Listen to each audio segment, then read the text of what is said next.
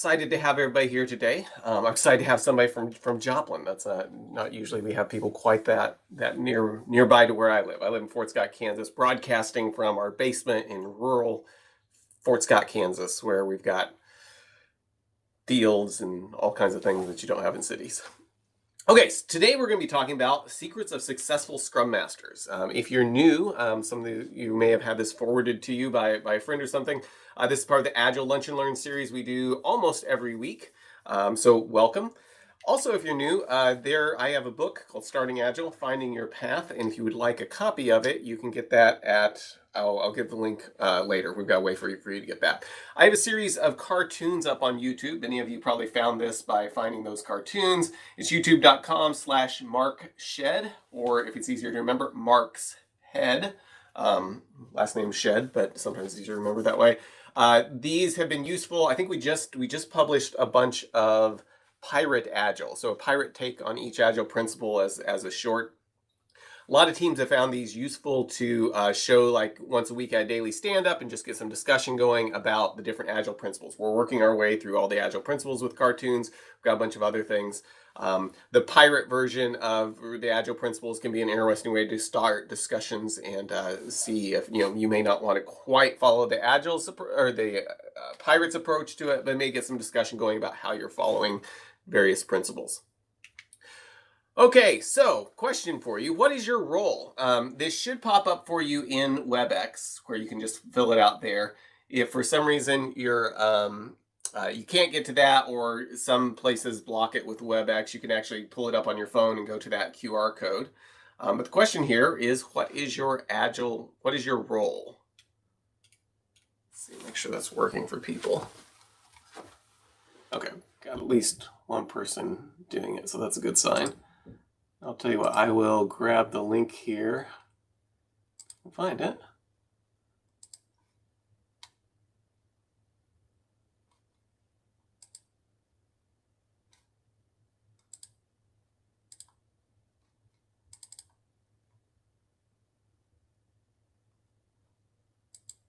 Oh, it's not going to let me do that. Okay, well, we'll have to deal with it like this then. Okay, so I'm just curious where people are coming from as far as your role. So go ahead and fill that out while I get the link here for everybody. In case some people can't get to it from there. You can also go just directly to Slido and type the number in. Unless you're like me right now and I can't help but fat finger the number.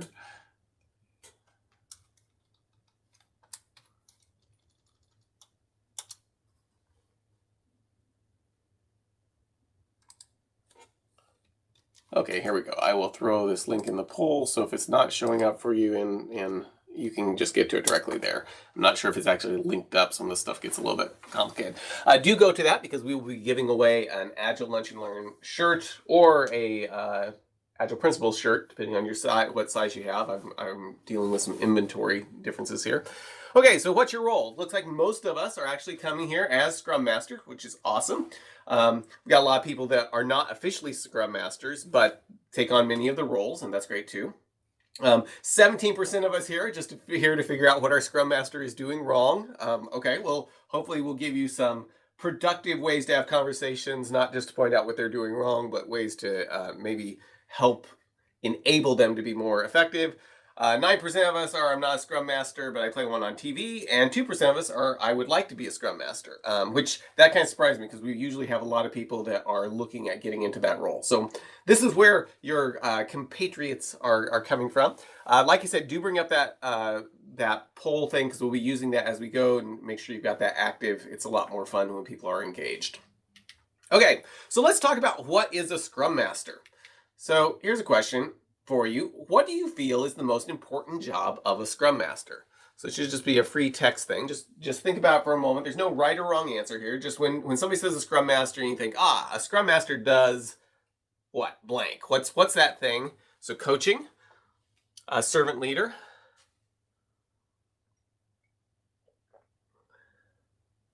obstacle remover. I like that one. Servant leader, very good. Creating high-performing teams, protecting the team, removing impediments and coaching. Servant leader, helping the team with process flow. Herding cats, that's great. Helping teams deliver, pass the ball correctly, so make sure nothing gets dropped. Agile ceremonies, servant leader educating the team, helping team self-organize, ask the questions that others don't see. That's a very good one.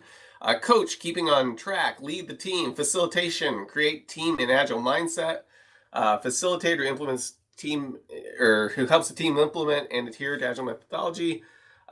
Take beating on behalf of the team. Okay, that doesn't sound very exciting, but maybe that is the case sometimes. Help team get value into the hands of the customer. That's a really, really good one. Bring the donuts. Yes. Okay, I want to go work with that agile team because that sounds like a place I want to be. Guiding and coaching the Scrum team to self-organize, cheerleading. Servant leader, coach, serve as a blocker from internal and external distraction. Okay, like a buffer to make sure. Okay, and these are all great. It's interesting. So I like how this gives us some things up at the top saying that we had 20 things that mentioned the word team, 8 that mentioned servant leader, 6 mentioned agile, and 4 that mentioned coach. So that's a lot of the views that we have around and what a Scrum Master does. And like I said, there's not a right or wrong answer here. I just want to kind of see what people were feeling. So let's ask ourselves now, what does Scrum Master even mean? And we're going to take this from kind of a roundabout approach, but the term Scrum Master. So I want to ask a question as we dig into this. Who said, "Friends, Romans, countrymen, lend me your ears"? Does that sound familiar, and who said that? And take a wild guess. Friends, Romans, countrymen, lend me your ears. Brutus, okay, we got people on the right track here. Socrates, not me. Okay, men in tights. That's great. Nero. Homer Simpson. Julius Caesar, some Roman guy. Yeah, that's good. You got that, Julius Caesar. So it is in the play Julius Caesar. And there we go. Mark Anthony, Mark Shead. I did not utter. I repeated the phrase, but it wasn't Mark Anthony, right? And so here, William Shakespeare wrote it. That is correct. So here is Charlton Heston playing Mark Anthony, and he's saying, "Friends, Romans, countrymen, lend me your ears." They've killed Julius Caesar, and now he's trying to get the things kind of back on track, and he's got this famous speech, and Charlton Heston does a great job of it. I encourage you to listen and find it on YouTube. It's a very motivating speech, very good, masterful rhetoric written by Shakespeare, kind of going back and forth and leading people to the particular end he's going to. So anyway, the point about this is Mark Anthony. Who was Mark Anthony? Well, Mark Anthony was Magister Equitum for Caesar. And so look at that for just a minute, see if you can guess what it means. But it means master of the horse.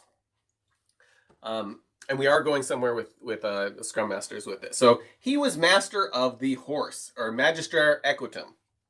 And this isn't entirely gone. Here was the master of horse in the UK in 2018. I think this is Lord Vestey, I think. Yes, Lord Vestey. He passed away in 2021. But there's a much better picture of him than the current guy that's doing. Anyway, Master of Horse. It's still a role that's out there, more ceremonial now, but if any of the royal family ends up on horse, Master of Horse is somehow usually involved in that. Okay, and there were other masters of different things. There's Magister Peditum, which was master of the foot, and various other things. But what I want us to think about here is we've got the term master of horse, master of the foot. That comes from the Latin, magistra. I think I'm saying it right. My kids would have to check me. But if we look at where this came from, we've got the word master here that comes from this magistra. But here's what gets interesting. If we try to take the word magistra and translate it into English, it comes out as teacher, which is a very different word than what I think we often associate the word master with. And as a matter of fact, this is where it gets really interesting. If we take master in lowercase, it translates dominus, which is usually what we think of master in, like a controlling person. Whereas capital master is magistrar, which would be more of a teacher. And the reason I think this is important to think about is if we're thinking about what a Scrum Master is, if we have any idea that it's the dominus, or dominating, and the person just telling everybody and deciding and completely controlling people, that is completely not what a Scrum Master is supposed to be. If we look at the words for the Master of Horse and those things, yes, they were in charge, but their role was to teach and lead more so than just telling people what to do. So what is a Scrum Master? Well, if we want to translate into Latin, it should not be Dominus Scrum. It should be Magistrar Scrum. Now, this is better, I think, than saying Dominus Scrum. But if we were to, I do see one problem with this. So it's very valuable in the sense that it's somebody that is going to the extent that this implies that no one else is an expert on Agile, it's problematic. So if we have the idea that the Scrum Master is the only person that knows about Agile, that's or has an idea of what should happen, and that's not being conveyed, and the team isn't developing the ability to understand and do that themselves, then this is probably a little bit problematic if we're thinking of a Scrum Master. On the other hand, if we think of it as a teacher and they see that their job is to enable the teams to reach their full potential, which is what a teacher should be doing, then the idea of Scrum Master is a very positive thing. So just a little bit kind of how the words that we use for master here, I think it's very important that we think of Scrum Master as the person who's teaching and leading rather than the person who's dominating and just telling people how they need to do telling and controlling the way that people do everything. Controlling the way, yes. Okay, so that's a little bit of kind of history of just what the word means and how I think we should really think about it. It's interesting to type these words in Latin and see how they come out on Google Translate and trace the history of them. So with that kind of background, we're now going to shift and we're going to look at several secrets of successful Scrum Masters. I've worked with a number of incredible Scrum Masters over the years. I've worked with some that were not as incredible. And so what I want to talk about here is just some of the things I've seen that successful Scrum Masters do very well. And I see M. Lopez says the question isn't just what do the words mean, but what do the organizations permit it to mean? I think that is a fair point. But I think also there's been a lot of move to try to say, oh, we don't want the word master in the term Scrum Master. And I think it's important to look at what does it actually mean, like what's the role we want them to have it mean. But you're right, we can have words that say things and then do the exact opposite of them. I've seen a lot of organizations like, we're going to say we're doing this, but we're going to say we're agile, but then we're going to introduce every single way of blocking any ability to deliver code that we possibly can.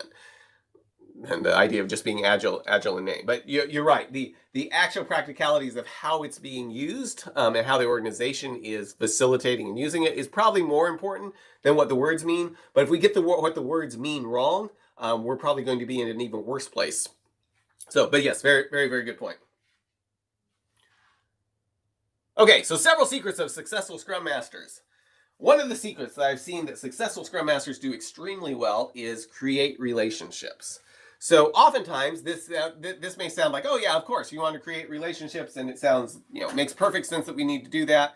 And so you end up with something maybe where it's like, okay, so Scrum Master needs to know the people in SQA, they need to know the business owner, they need to have a relationship with the people ops techs, they need to have a relationship with the developers, and we think of it like just the people that they touch. Well, the secret for successful Scrum Masters I've seen is they go way beyond this. They're also like, do they know the SQA manager and have a relationship with them to where if there's an issue, the SQA manager has no problem reaching out with them, and if there's an issue with something with SQA, the SQA manager is very comfortable reaching out to the Scrum Master because they have a relationship instead of trying to escalate it through other channels. And those type of relationships are very, very important for a Scrum Master to be successful. And they don't happen by accident. They happen when people are actually intentionally trying to build those relationships. And even something like this. So they've got a relationship with that one person that no one knows exactly what they do, but everyone respects their input. And so their buy-in is very important and their input is very, very important. So this huge mesh of networking, of knowing people throughout the organizations in order to help the team continue to move forward and to be a channel for information coming into the team, those are some of the secrets that I think a lot of Scrum Masters overlook because they're focused just on their little piece, and they don't necessarily see the value of reaching out to the managers of the people they're interacting with in that broader sense. The really successful Scrum Masters I've seen have this huge network where they reach out. They've got very good communication throughout the organization. And like I said, one of the big things that does is if there's some type of problem that's either coming up or that's happening, it means that there's often communication directly with the Scrum Master and into the team, rather than it being something that either gets put off till it becomes a bigger issue or starts to get escalated through other channels that start shutting things down. So it's a very, very big part of being a successful Scrum Master. Okay, next secret of successful Scrum Masters, remembering why. And what I want to point out with this is that your job isn't just to run ceremonies. Your job is to enable collaboration. And if you don't remember why you're doing the things that you're doing, it's very likely that those things aren't going to be useful. For example, I was working with one team. It was a team of teams, and they had several Scrum Masters working on this. And the Scrum Master would show up for the daily face-to-face meeting, ask everybody 3 questions. And it was very clear the Scrum Master was like, it wasn't registering with the Scrum Master at all. And they'd ask 3 questions, they'd close the meeting, trying to keep it very time-boxed, and then they'd go back to their desk and start playing solitaire. That was not a highly successful Scrum Master. But the problem was they weren't recognizing why they were doing the ceremonies. They were just like, I asked these 3 questions, and there can be a place for asking the 3 questions, but their whole role was focused on, I ask these questions and then I'm done, rather than how can I actually help the team to collaborate. So in all the things a Scrum Master does, remembering why you're doing it and helping make sure that why is being conveyed to the team is very, very important. Because if the team doesn't know why they're doing something, they're very likely to get the value out of that thing that they could. So remembering why is a very important secret for Scrum Masters. So for example, why do you do a daily face-to-face? It isn't because you really like the 3 questions to be answered. Scrum Masters ask 3 questions and then go to the desk and play solitaire. That's not an effective thing for the Scrum Master to do, and it's not an effective way for the team to function. Why do you have retrospectives? Well, it should be to actually improve. If we forget why we're doing retrospectives, it's very easy for the retrospectives to just become big complaining sessions where we complain about everything. Maybe we feel better because we got stuff off of our chest, but nothing actually actionable comes out of it. One thing I've worked with teams when they're having retrospectives is it's not that we want to shut down teams, but often if we're complaining about the mission statement of our organization, that may be very much outside of our ability to control. We may not be able to just go say, hey, we're going to rewrite the mission of our organization, or there may be very good reasons that some things are set up or very hard to change. And if it's all about the other teams that we can't change, it's not necessarily going to be productive. It doesn't mean you can't talk about it. But the teams that I've seen that are very effective is when they start saying, okay, here's this retrospective. What can we actually do to improve ourselves? And if we're having problems with another team, instead of just focusing on this other team, they're just a bunch of jerks and they're idiots, I can't believe they were ever hired. Okay, that doesn't get you anywhere. But starting to have a thing like, what could we do to facilitate better conversation with this other team? What if we could get them to come meet with us for lunch one time this week, just so we can get to know each other and maybe facilitate better communication, collaboration? Like, okay, let's do that. That's our plan for our retrospective. The problem is we're not collaborating well with this team, but something we can do is invite them to lunch. Invite a few of them to lunch, invite them to come hang out in the team room, and we'll get some snacks and just chat for an hour. I've seen some teams that they do things, they get together regularly to play code names. I started this with some teams during COVID, where we would we set up, you can play it online now too, but I'd actually set up a camera facing down on our board, and we played code names together. And it got, every week or maybe every 2 weeks or every 3 weeks or something like that, we'd get together and play this game during lunch or something. Well, it became a way that you could actually invite other people to it too. So it kind of grew in different ways of people that they wanted to have interactions with that were kind of outside of just the work. And those type of interactions can be very, very valuable in facilitating. Yes, thanks for putting that link in there. Can be very, very valuable for facilitating just the human interaction you need to move things forward. So getting off on a tangent here of other things about how to enable teamwork, but those are the things that the Scrum Master should be looking at. Why do we have retrospectives? And make sure that you yourself as a Scrum Master are keeping focused on why you're doing it, but also you're conveying that to the team in ways that become very, in ways that let them, that let you all focus on what you're trying to accomplish. That sounds like a cool idea too, particularly if you're able to talk through it as well as you're doing things. Not able to, the codenames.game site, you may do a search for it if you can't get to it, or it may be blocked as a gaming site, which would be kind of make it a little bit harder to use probably in your organization. Okay, so here is a, this is a, I can't remember what this came from. I think it was an illustration, small illustration from a story about Greek mythology. And the story here was Halcyon is the woman in this, and I think her husband was, I can't remember how to pronounce it, CX, I think is his name. Anyway, the story was they were very, very much in love, and he needed to go talk to an oracle, so he left, and he was going to come back, and she was just really waiting for him to come back. Anyway, he drowns. And but the gods are like really, really pleased with how in love they were, so they end up turning them both into kingfisher birds. And the kingfisher bird, and that's the Greek mythology story behind something that sailors used to say, which was that the kingfishers, they thought, would lay their eggs on, like build a little floating nest and lay their eggs out on the ocean during this certain period of time when it was very, very calm, and that made it calm by the kingfishers being out there. Turns out that's not where they actually lay their eggs and stuff, but the halcyon, this is a Guinness of birds. Halcyon birds were considered birds that bring peace in some way. Anyway, when I was reading this story in Greek mythology, the idea of these birds that bring peace, I was like, that's exactly what I've experienced with really, really good Scrum Masters. They bring halcyon days or peaceful days to things. They bring peace to the team. Now, notice I say they bring peace to the team, but not necessarily secrets. And I've seen Scrum Masters that are trying to bring peace to the team by insulating them from knowing what's going on. That is a very different situation than a Scrum Master that's bringing peace to the team. Somebody mentioned that the Scrum Master acts as a buffer for the team. Bringing peace to the team of saying, I'll go have these conversations and then we'll talk through what's going on. I'll make sure that you completely know what's going on, but maybe these conversations that will take 2 or 3 hours to hash through, we don't necessarily have to have the whole team as part of it. Or maybe there's some type of conflict with people and we don't necessarily have to have everybody involved, but we're doing things to bring peace to the team, but not trying to do it by having secrets or control what information flows where. The other piece of trying to bring peace to the team is not by masking symptoms.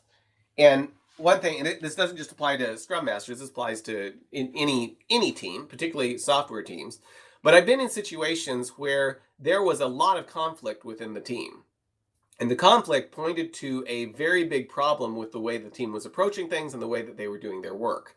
And what you don't want to do as a Scrum Master is to feel that your role is to make sure that no one feels the pain of those symptoms of significant underlying problem. Your goal should be is to recognize that the symptoms and the pain and the lack of peace is pointing to something that actually needs fixed, instead of just trying to make it to where you don't notice that there's an underlying problem. Because if you sweep a problem under the rug, it just happens to get bigger. Now that isn't to say that there's never a point to say, hey, we all just need to get along. But a lot of times if there is conflict, you've got a bunch of people that are trying to do the right thing, but half the team is trying to achieve a different goal than the other half. That's an underlying problem. That conflict should be there because you're not trying to do the same thing. Imagine that you have so when I was in high school, I was playing, we were playing basketball in a little tournament. And at the last 30 seconds, one of my friends got the ball and then completely forgot which goal was his. So he took off for the wrong goal and made a shot. Fortunately, he missed. It'd be a lot cooler since we were losing anyway if he had made it. But my point is, if the team's not aiming for the same goal, there ought to be some conflict. And so like if you have half the team headed toward one goal and half headed to another goal and they're yelling at each other like, don't you, because I remember you, Sam, no, you're going the wrong way. Okay, there was conflict happening, but the conflict was because of something was actually wrong. It wasn't something where the coaches should have been like, hey, you shouldn't have been telling Sam he was going the wrong way. Well, no, the problem was we weren't agreeing on which way we needed to go to try to make a basket. And it makes a funny story even to this day. But if you have a team that's headed in opposite directions, they can't agree on the goal, you should expect to have some chaos and some butting heads and those types of things.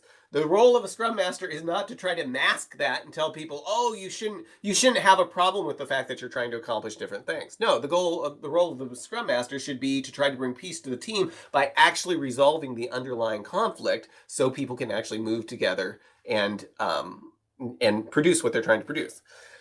Anyway, that could be a whole nother talk, so I'll head on. But you're not trying to mask the symptoms. You're trying to actually solve the underlying conflicts, because it's probably pointing to something where the team needs to be better in the way that they do their work. Deepening understanding. So paying attention. The best Scrum Masters aren't just running the daily Scrum. So a Scrum Master that feels my job is to ask questions that I do not understand the answers to. That's not what you should be doing as a Scrum Master. Now, that doesn't mean you need to understand every technical aspect of everything that's mentioned by the entire team, but you should be trying to deepen your understanding in a way, especially that you can help deepen other people's understanding. I was working with the team on a big project for about 5 years, on a big government project that was very successful. It had, I think originally had been quoted at $50 million over 5 years. We delivered it in 4 years for $15 million. And in just a few, had a lot of things that paid. There were things we were doing that were very, very efficient that more than paid for the redevelopment costs that $15 million we had done. So a very, very successful project. And I stayed on for a long time as they were transitioning with different people coming on, just in a, like, I think it was like 10, 15 hours a week, just helping things smooth. Anyway, after I rolled off, I was checking with someone 6 months later and said, hey, how are things going? And they said, hey, we really miss having you on the team. And I was like, oh, I feel really good. It's probably because of my technical expertise, and I'm so good. And it's like, the thing we really appreciate is you would ask all the questions that we thought were too dumb to ask. And I could get by with it, right? Because I'm a coach, and I'm should be intelligent and know these things. So if I ask a question that maybe people think, oh, they're like, oh, he's probably just doing it so everyone else understands. Even if maybe I was just thoroughly confused and didn't know. But the point was, what the value they were seeing, a lot of the value I was bringing to the team was the fact that I was willing to ask questions that other people were feeling maybe they couldn't ask. So I was deepening the understanding for the entire team. Yeah, the power of not being embarrassed. Yes, I've got lots of stories about asking really, really dumb questions and it turning out great, even though it was terrifying to do. So as a Scrum Master, one of the secrets of successful Scrum Masters is they ask lots of questions, and they keep asking questions. You can't remove impediments if you don't know what people are talking about. Which means if you're working in an environment where they're doing stuff in the cloud, you ought to start developing some expertise in at least being able to talk about what's going on in the cloud. If you're working in an environment where they're doing some stuff with large language models in AI, you need to develop some type of expertise in how that works. I was working in the markets department with a group in the markets department in New York City at the Federal Reserve Bank there, and we were staying on Wall Street, and it was, I don't know, maybe a 10, 15-minute walk to the bank, maybe a little bit more than that. So I was like, well, during this time that I walk, I'm going to listen to these economic lectures, because I was surrounded by people who were talking about these various aspects of economics and things that made perfect sense to them because they had studied finance and stuff, and I didn't even understand the language. I understood the technical stuff, but there was a lot of time where I was just having trouble understanding what they were talking about. And so after I found some college lectures on just basic understanding economics and finance terms, went through those, and after a while I was able to better participate in those conversations and better understand what the business was saying. As a Scrum Master, you should be looking for those types of opportunities. I would also encourage you to find a technical ally. So when I'm working with a team, I will usually sit down with the Scrum Master. Why is that not doing what it's supposed to? That's weird. Okay, let me unplug this and I'll plug it back in here. But I will usually try to sit down with the Scrum Master and have a conversation and say, I want to help you understand anything that you need to know. And so do not hesitate to ask me questions. If we have a daily stand-up, something comes up that you don't understand and you don't feel it's appropriate to really kind of, that you feel it might derail things if you ask a lot of questions, let's stick around after the daily stand-up and let's talk through it. And I remember having conversations with people where Scrum Master said, I know I asked this last week, but I still don't understand what we're doing in the cloud and how the encryption works in this particular area. And I said, that is just fine. You keep asking. If you have to ask me every day until it makes sense, that is just fine. That's what I want to do, because it's so valuable for you to understand this that I'm very happy to explain this many, many days in a row until I happen to explain it in a way that it sticks. And that's finding somebody, if you're a Scrum Master, finding someone that you can have those conversations with can be very, very valuable.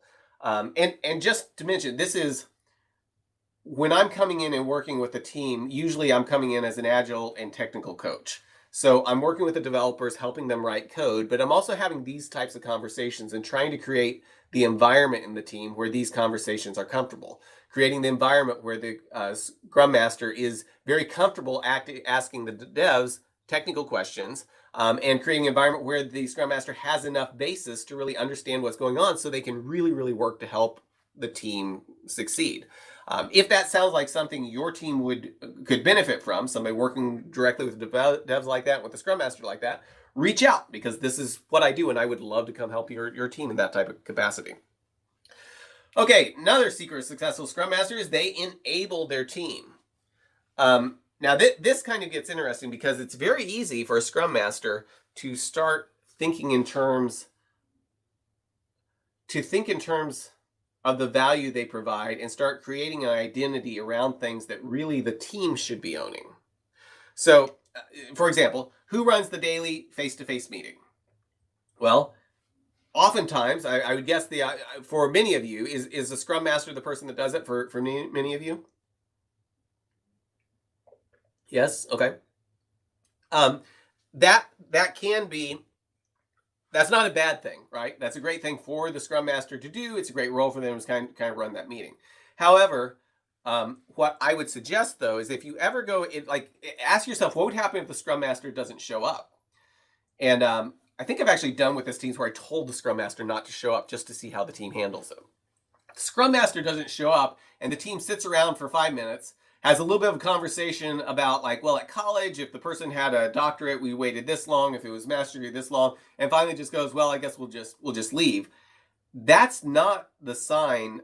That's not a good sign of a team that has been enabled.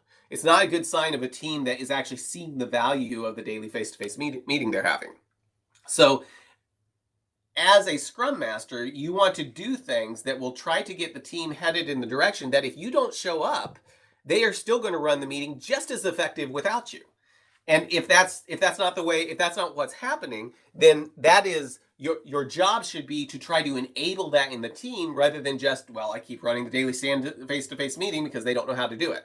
So this idea, and what's important here is to make sure that your identity comes from enabling the team rather than the identity coming from, this is my job, is to run the daily face-to-face meeting. You should be trying to work yourself out of a job. And remember the thing at magistrar, which translates into teacher. If a teacher has to be there for the rest of their student's life for the student to be successful, they haven't done a good job as a teacher. If you as a Scrum Master can't be gone for a day without the team being able to run the daily face-to-face meeting on their own, even if they don't know that you're going to be gone, you haven't succeeded as a Scrum Master yet. There's more for you to do in that role of enabling them. So the rotating, I think is great. I think that the rotating, matter of fact, some of the teams I've been on, we set up something that every day it would decide who is responsible for running the daily face-to-face meeting. And it would, in our chat, it would put 3 names in order. And the idea that the first one was who would do it if no one, if they were there. And so it gave us 3. And so there was some idea of, we'll start with this person, then this person, this person. And it was a loose thing. If the first person was like, I'm going to be running late, can the next person take it on or something? And so there was a lot of give and take, and it was a good conversation. Just reminded people, hey, the daily stand-up is coming, and if you haven't worked anything else out, here's the 3 people that one of them should run this meeting. We had a little bit of fun with it, though. I think I went in and actually changed it so it was just the same person every day, and I think we went a good week or so before he was like, wait, this can't be happening by random, and went in and looked at the code. But he liked doing it anyway. It was a funny thing that he was not offended by. But the point being, though, is the team actually took the responsibility for that. As a Scrum Master, your success should be more determined by, are you enabling the team to do those things, and less determined by, am I running the meeting every day? Another secret for successful Scrum Masters is promoting the definition of done. So making sure that you understand and that everyone understands, here's what it means for our software to actually be done. Understanding the economic value. A Scrum Master that's working in a place that can't actually articulate why what they're building is valuable is not going to be able to work well for their team. So they may have to dig, they may have to talk to other people in the organization until they understand why what they're being asked to help the team build is actually valuable. Because if you don't understand that, it's going to be very, very difficult to actually help the team deliver in an efficient way. focusing on finishing. So you probably heard the term that says stop starting and start finishing. Here's something, and I would encourage you to, if you have not shared this with your team, this is a very good graph to share with your team. If we're working on two things, we're going to start two things at the same time and work on them. And we go through time and we keep on building them, and then we finish them, and then they start producing value.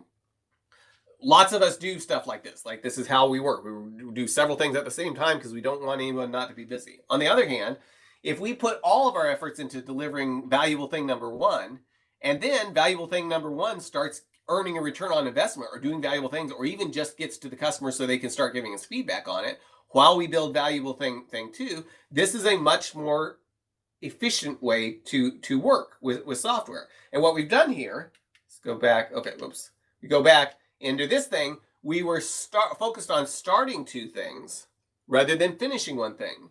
In this case, we were focusing on trying to finish thing number one before we started on thing number two. Now, I'm not saying there's no reason to ever work on two things at the same time, but it's very easy for us to start. It's very easy for a team to be much more focused on starting things and less focused on finishing. If somebody finishes their work, as a Scrum Master, what you want them to be looking for is, how can I help somebody else finish their work, instead of asking, how can I start something new? Now, maybe there is no place they can work, and so they need to start something new, but that's a very different approach. Okay, couple ways to do this, starting on the right side of the board in your daily face-to-face meeting if you're working the board, which I would recommend doing, or at least doing sometimes. Starting on the right side of the board and say, okay, what's something we could finish today, and how can we collaborate and organize our work to get something across the finish line, instead of starting with the idea of what new things can we start and pull in. Encouraging small batch sizes, removing delays, coordinating collaboration, enabling and encouraging splitting stories. These are all things that can help you focus on finishing rather than focusing on starting something. And this could be an entire talk on its own. So like, here's the example, right? If I've got this stuff in testing that's in red, that's blocked for some reason, the first thing and my highest priority, if I want to focus on finishing rather than starting stuff, is to figure out what can we do, how can we work together to get that unblocked and get from testing, those two things in testing, to done, and then work our way back from there. The thing I don't want to do is go over here to the ready column and say, hey, look how many things we can pull into the requirements. No, because that just increases the amount of work we're doing that has the longest time period before we're actually going to deliver something from it. Okay, question for you. So this is meant as a joke, but who should not be allowed in a prioritization meeting?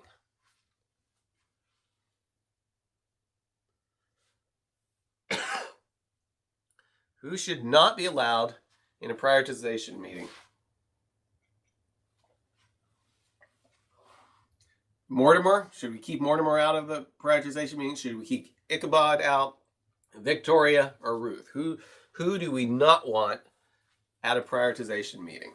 And feel free to just guess. This isn't a, this is mostly a joke. Okay, so it looks like most of us are like, yeah, Mortimer has to go. Ichabod.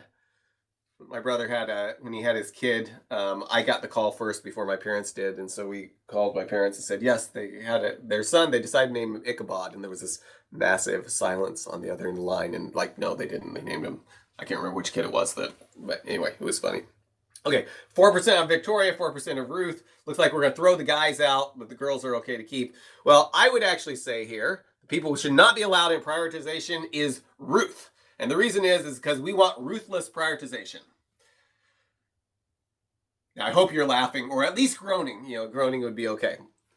So we want ruthless prioritization because that's how we make sure that your job as a Scrum Master, trying to get people focused on being very ruthless in how they prioritize, is how you make sure you're working on the right thing. And yes, I know that was extremely dumb, but I really wanted to do it, and so I did.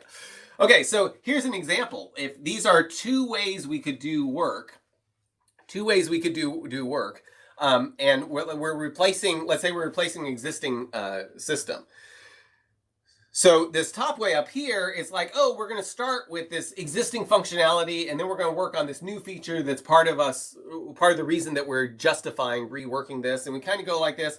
Well, we get all the way over here, and at the very last thing we do is something that is necessary for it to be the minimal viable where we could even start using it. On the other hand, if we prioritize like we did down here and get really, really focused on what's the minimal viable thing that we could do to even turn this on, we now get to the point where we could start using this much early on. Now, we don't have to, but we could. We may be able to do it in maybe in the third quarter of 2020, and instead of having to wait till clear over here with the top prioritization. But you only get here if you do your prioritization without allowing Ruth in the room. And I'm very sorry if anyone here is named Ruth, but you get the idea. Hopefully they'll make it stick. Okay, and this is actually going somewhere. Which is a better deal? 1 cubic yard of milk for 300 United States dollars, 350 pounds of milk for 50,000 Pakistani rupees, or no idea, or who cares?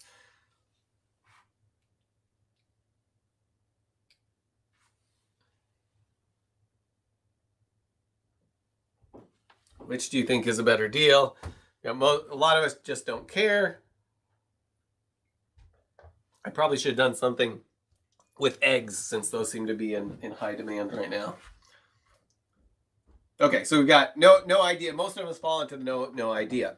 The point I wanted to make with this is, and I think the actual answer is 350 pounds of milk for 50,000 Pakistani rupees is somewhere in the same range as buying a cubic yard of milk for 300 United States dollars. They're about equivalent. But you can't tell that, right? Just looking at it, you can't tell. And what I want to suggest for you here is you need to understand, as a Scrum Master, the economic units that your stuff works with.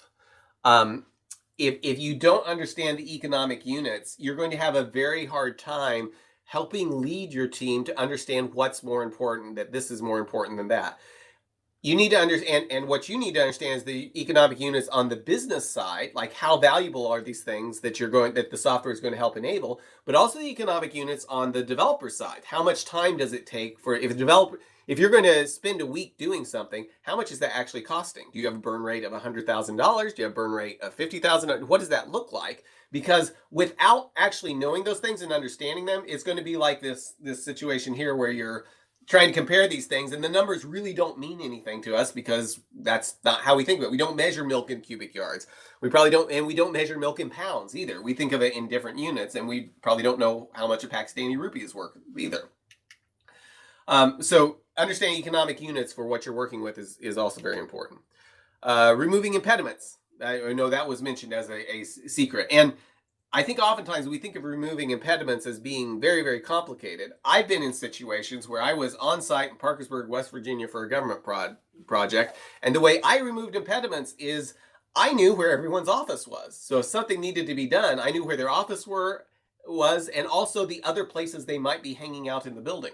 So if we needed something and we needed Joe to help with something and they couldn't get him on the phone or by email, I could go to Joe's office. And the impediments was just he had lots of things going on. The person showing up in the office got priority, and we were able to move things forward with that. So knowing the floor plan and having a relationship with people was a big part of removing impediments, of just saying, hey, we need help with this. Okay, and this was, I was just trying to focus that on with your team. A big part is trying to help make sure that things get completed all the way through instead of things getting started. It's kind of a little bit out of place here. This is more the starting. If we have 100 cars and one car completing every minute, 100 minutes average cycle time for the cars, you can't go faster by just shoving more work into it. And a Scrum Master that can really help their team understand that and help the business interests understand that is going to be very, very valuable. So there are several secrets of successful Scrum Masters. We're going to give away a shirt here in just a second. Let me show you just a few things. How are we doing on time? Okay, good. We've got perfect time. Coming up on the 6th of next month, David Kopech is going to be talking about open source licenses. If that invite has gone out, if you know technical people on your team that are like trying to work with licenses, or just people that want to understand we're using these licenses, what does that mean for us? What types of risks should we be looking at in these situations? This will be a great talk for them. On the 20th, Gary Groover is going to be talking about leading large software organizations. He's got a lot of experience in very large organizations. Probably lots of stuff that's relevant to smaller organizations as well, but this should be a very interesting talk. I'm looking forward to it. And then Steve Spear is going to be talking about wiring the winning organization. So making it way easier to solve hard problems faster and better, and getting rewarded for doing so. I'm looking forward to this one as well, just kind of his take on things of what it means to set up an organization so you can be successful. And then Steve Pereira, I'm not sure if I'm pronouncing it right, but he's going to be talking about performance with flow engineering. So these are all talks coming up. I'm looking forward to these. Oh, and one more. We've also got Simon Wardley who does a lot of stuff with mapping and being able to visualize things. He's going to look at some things historically, how we got here, and with mapping techniques, and what we can learn from the way that things have maybe been mapped in the past, of laying out these are strategies for being able to decide what's important and what we should do next. So these are all coming up. These are the guest speakers. I'll have my talks kind of in between each of these, and those should be coming out here pretty soon. I haven't gotten next week's out yet, but should get out here in the next day or so. Okay, so that's coming up. Oh, one other thing. We are in the middle, just started, I know I mentioned this before, the class offered on Maven, and improve your Agile skills with key ideas from these 5 business books. Last week, this is a paid class. We've got about 10 people doing it. We're having lots of fun with it. Little bets. And a big takeaway from that little bets was just the idea of what he calls. So little bets isn't necessarily coming from an Agile standpoint, but they're looking at things from business, from the business side of things, and encouraging people to smallify things. Like take something smaller that you can either succeed in or fail in. And they call it smallifying.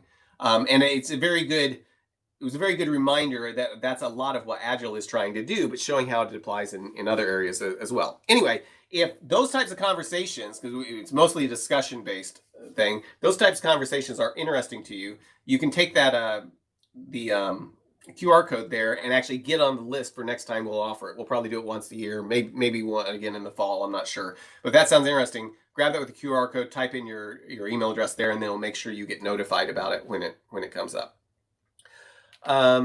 Couple people were asking where this, oh, no, this is different. If you're new to this, new to coming to the Agile Lunch and Learns, you should be on the list now. If you go to events.agilelnl.com, those things I mentioned, you can all go to any of those and get sent the invite even before we send them out to the group as a whole. If you want to be on the list for all of them, www.AgileLnL.com is the place to go, and it will get you a copy of my book. If you click on that, there's a place you can get a copy of my book, and it also puts you on this list. So I encourage you to do that if you want either of those things. Okay, now let's give stuff away. And if you need any of those links and didn't get it, just reply to anything, an invite or anything you've gotten from me, and I will make sure it gets to you. Matter of fact, I will add this. There's my contact information. And let me give you one other thing here.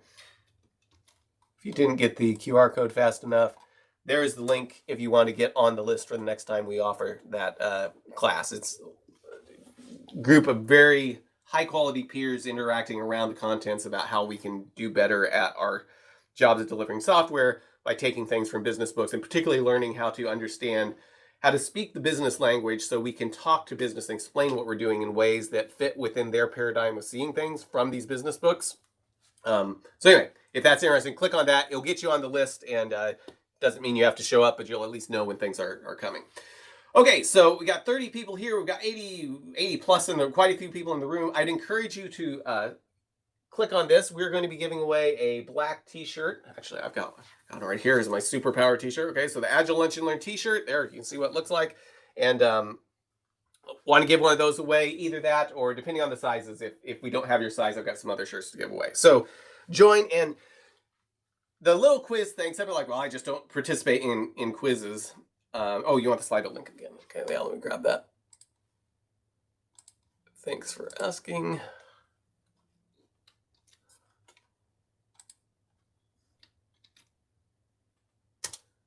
Okay, that should get it to you. You can also, oh, thanks, Local. I encourage you to go ahead and participate in the quiz. This does not determine how good you are at your job or anything, but it does give you a chance to interact with kind of the ideas from this, so maybe they'll stick just a little bit more. And I know for me, there's lots of things that I know, but if I have some new way of interacting with it that I'm able to ask myself the question and then kind of challenge myself on it, I'm more likely to have it come to mind when I actually need it. So that's why I'd encourage you to join this. This doesn't have anything to do with your self-worth. Some of it has to do with how fast your internet connection is. But it's a good way just to kind of participate and try to take the time you've invested to make it even more valuable to you when you need to recall these things. Matt Phillips calls it recall practice, or recall, yeah, I think so. That's another way of looking at it. Okay, give 5 seconds. 5, 4, 3, 2, 1. And you can join at any time, but okay, moving on. A Scrum Master should find a rich patron, a technical ally, dirt on their managers, or the best AI for talking about Scrum. According to this talk, what should a Scrum Master try to find? I mean, the rich patron idea sounds good, but with what we talked about in this talk. Scrum Masters should find a technical ally. Now, the best AI for talking about Scrum might be interesting, but what we were mentioning here is the idea of a technical ally, somebody that is very willing to answer any of your questions to try to make sure that you're able to understand things in as deep of level as you need to help the team move forward. Okay, leaderboard. Got Frankie in the top spot. Got a lot of people. These look like they're very, very close here. Next question. How should Scrum Masters see the daily face-to-face meeting? It should not become their identity. Running it should be their primary role on the team. It should be moved to email if possible. Or they should keep the face-to-face meeting time secret so only the truly committed can show up. And yes, looks like, I love that 8% of us want to keep the meeting secret so only the truly committed can show up. But in this talk, what I was pointing out is that if your identity becomes running the daily face-to-face meeting, you may not be as in a good position to enable the team to do things for themselves. And for the team to really grab onto the value of the daily face-to-face meeting, it needs to be something that they own. If you don't show up, it should proceed just as well as if you were there. If that's not going to happen, then it's an opportunity to help the team grow.